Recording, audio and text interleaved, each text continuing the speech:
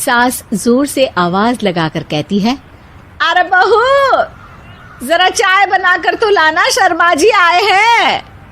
सास की बात सुनकर तीनों बहू तुरंत किचन की ओर भागती है और चाय बनाना शुरू कर देती है। मुझे तो एकदम मसाले वाली कड़क चाय पसंद है, तो हम शर्मा जी के लिए मसाले वाली चाय ही बनाएंगे। अरे नहीं दीदी, गर्मी के मौसम में मसाला चाय कौन पीता है? मैं तो शर्मा जी के लिए इलायची वाली चाय ही बनाऊंगी। ये कैसी बात कर रही हैं आप दोनों? मेरी मम्मी ने सिखाया है कि मेहमान को ज्यादा दूध और शक्कर वाली चाय देनी चाहिए, वरना वो घर वालों को कंजूस समझते हैं। तो मैं तो शर्मा जी को ऐसी ही चाय दूंगी। तीनों बहुएं अपने अपने तरीके से चाय में शक्कर, मसाला, पत्ती सब डाल देती है। उबलने के बाद तीनों मिलकर चाय बाहर लेकर जाती है और शर्मा जी और सासू माँ को देती हैं। चाय पीने के बाद शर्मा जी सासू माँ को देखकर शर्मा जाते हैं और शर्मिंदा महसूस करते हैं कि आखिर उन्होंने चाय पीने के लिए हामी क्यों भरी। सासू माँ भी चाय पीना शुरू करती है और कहती हैं, अरे बहू, ये कैसी चाय बनाई है? चाय है या मीठे दूध की बासुंदी? हाँ, चाय अच्छी नहीं लगी क्या? कोई बात नहीं, हम पराठा बनाकर लाते हैं। चलो चलो अंदर।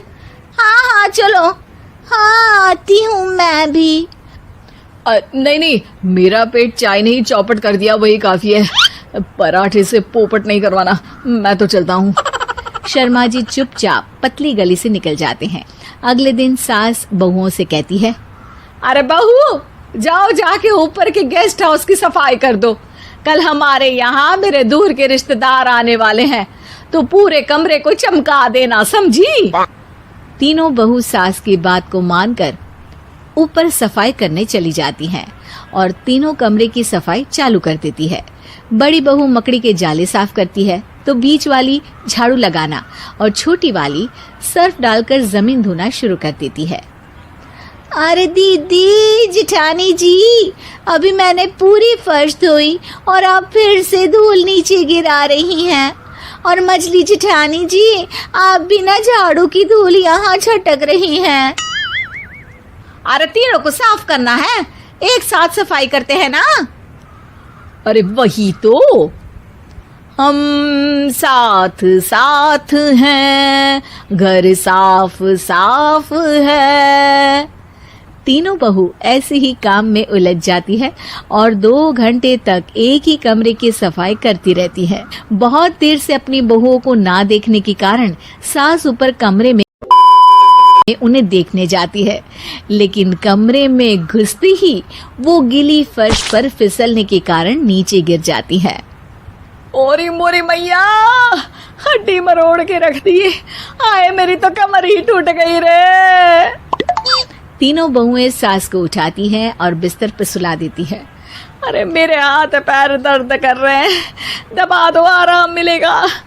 हाँ जी माँ जी। अरे जी माँ जी, जी माँ जी। और तीनों बहुएं एक साथ सास के हाथ को दबाना शुरू कर देती हैं। माँ की तो चीख ही निकल जाती है और नतीजा ये होता है कि सास के बचे हुए शरीर में भी दर्द उठ जाता है। हाय राम, ये क्या कर दिया तुम तीनों ने? अरे मेरी तो किस्मत ही फूटी है कि तुम जैसी बहुएं मुझे मिली। हे भगवान, पूरे शरीर में दर्द बढ़ गया है।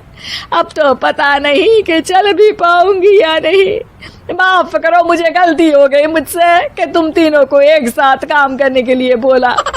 सोचा था तीनों मिलके अच्छे से काम करेगी, लेकिन बड़े बुजुर्ग सही कहते थे कि 3 तिगाड़ा काम बिगाड़ा।